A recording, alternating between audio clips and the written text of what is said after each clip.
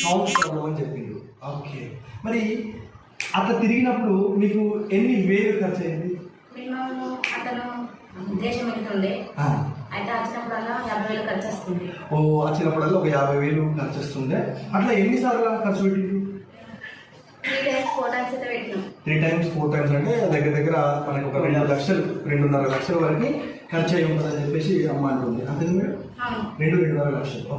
మీది ఏ ఊరు? పార్పల్లి మండలి ఇది లక్ష్మణ్ చంద మండల్. Okay, Parpalli village Laxman Chanda mandal. మరి వీటి గురించి మీకు ఎవరు చెప్పిండ్రు? Sumalatha madam, right. Suma madam వీటి గురించి చెప్పింది.